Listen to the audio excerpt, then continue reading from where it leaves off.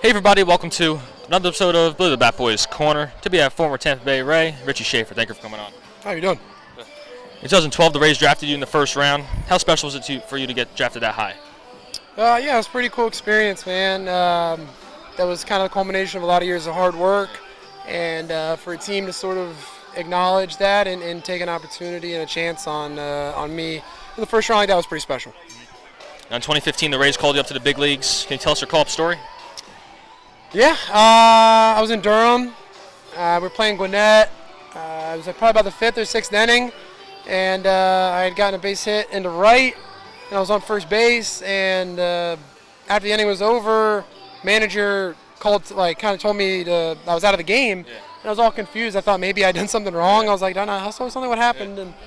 And then a couple outs go by, and I'm just sitting there kind of confused what's going on. And then after we get the third out of that inning and everyone comes in the dugout, he kind of makes an announcement that I was going to the big leagues, and I was all excited. Everything was great. Yeah, so it was cool.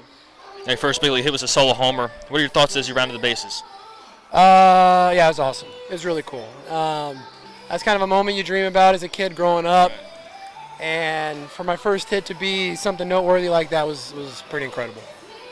Now this season is your first year in independent ball. What's your experience been like playing here in High Point? It's been great, man. I've had a lot of fun.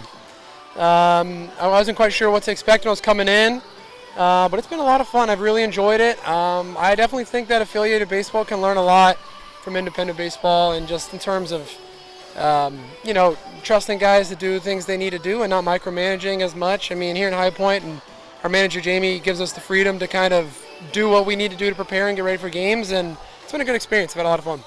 What do you see this league as in an affiliated level? What can you compare it to? Any levels specifically? I mean, I think the big difference between independent ball and affiliated ball is you've got this wide range of guys, right? I mean, we got guys that are in their early 30s, and then we got our starting catcher today, Frank Nigro, who's 22 years old and experiencing his first days of professional baseball. So I think it's difficult to kind of just pinpoint exactly where this would fall on the spectrum, but there's a lot of really, really, really talented players in this league. So I mean, it's definitely a very competitive baseball, and I don't know. I think it'd be too difficult just because it's so different than affiliated baseball in terms of the age range, the experience level difference, and all that kind of stuff. To kind of compare it a little bit to affiliated baseball, just in that sense, for sure. Right.